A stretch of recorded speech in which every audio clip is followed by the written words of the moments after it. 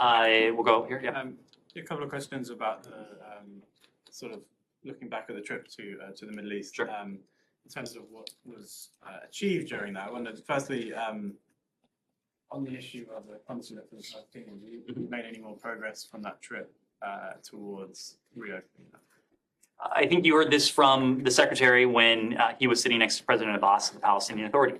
Our position on a consulate in Jerusalem has not changed. We remain committed to reopening the consulate in Jerusalem, just as we have remained committed to reestablishing our relationship with the Palestinian Authority and the Palestinian people. This is a relationship that goes back many decades, well over a century. It was an early task of this administration to see to it that we had a relationship that served our interests, that was consistent with our values, that served the interests of the Palestinian people.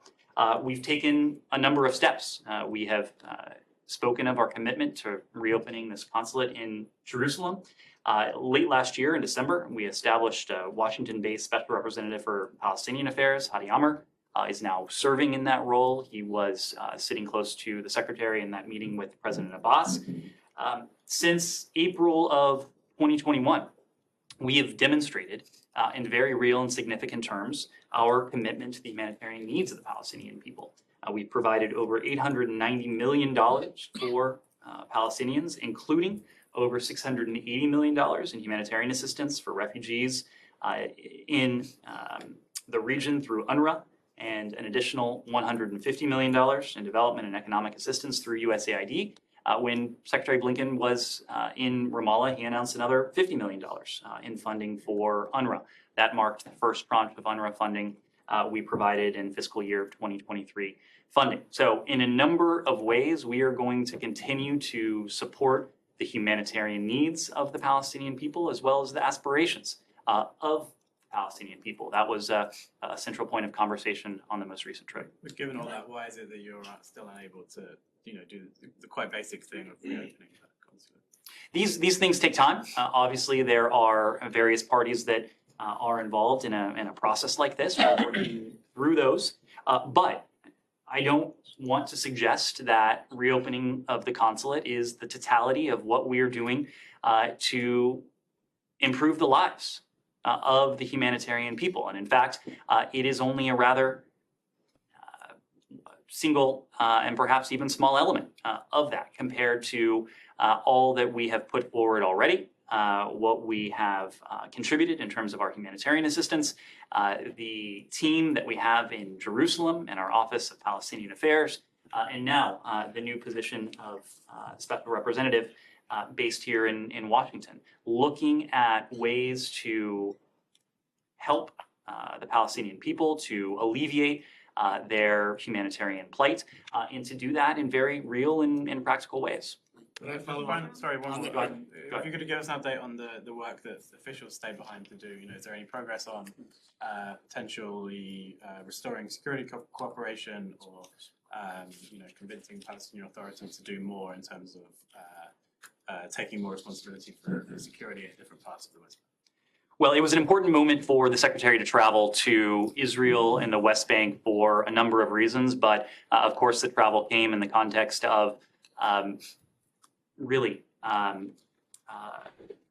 horrific levels of violence, that have taken far too many innocent lives.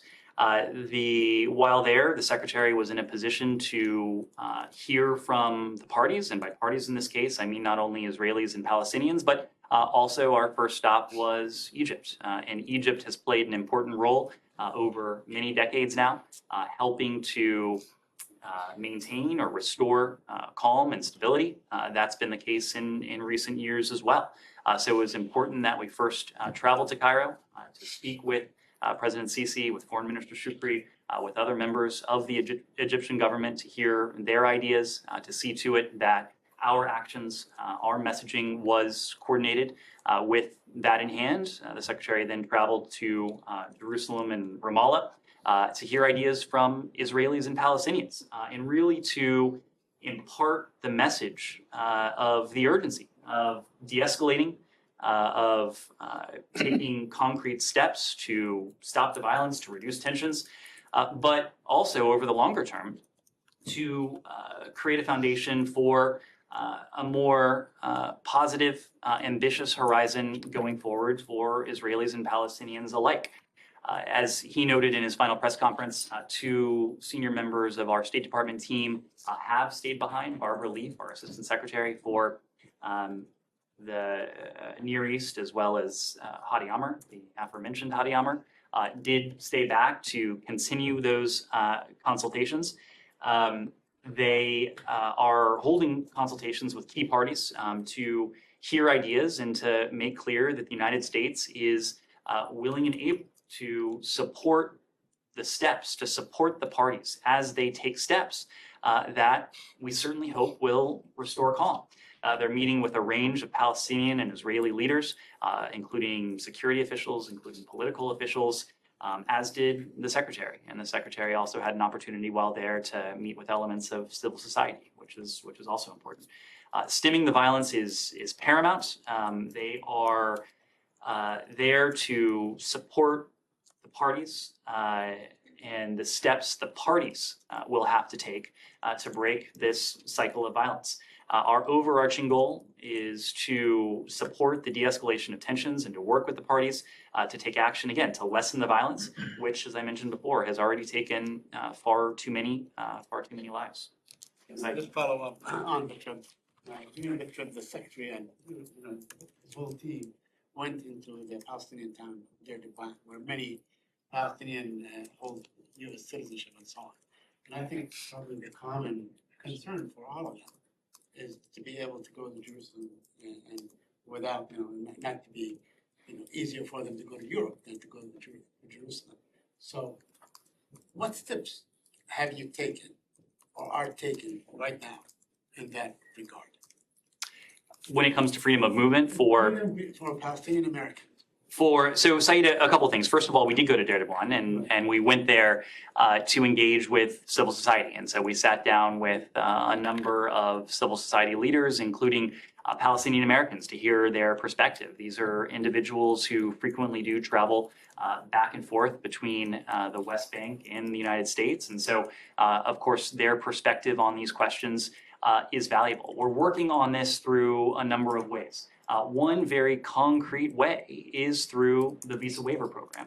And of course, when we talk about the visa waiver program, we often talk about it through the lens of Israelis being able to travel visa-free to the United States once Israel completes all the steps required for entry into the visa waiver program. But I think what's often overlooked is that these elements would be reciprocal. That is to say, if Israelis are able to travel to the United States visa-free, then Americans would and should and must be allowed unhindered access to Ben Gurion Airport, for example.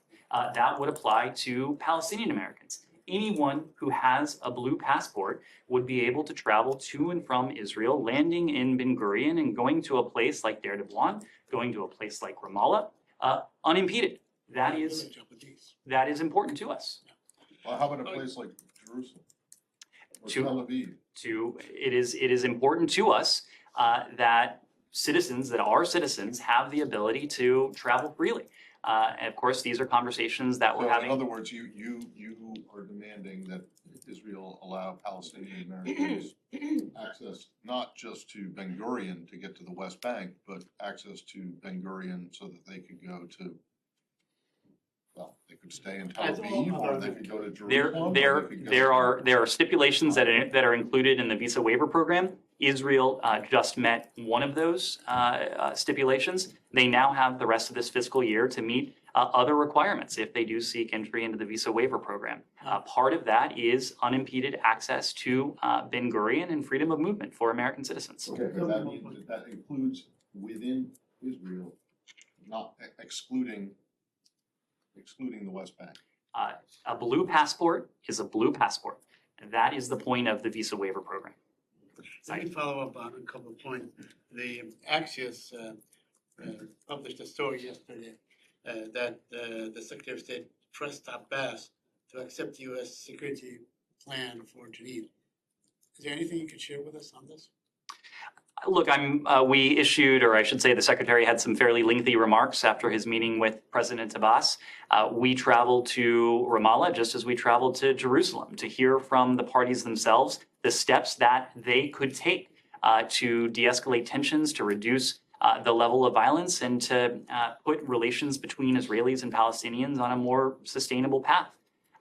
Our team works very closely with the U.S. security coordinator on the ground. He regularly consults with both parties as well. But ultimately, these are steps that the parties themselves are going to have to take.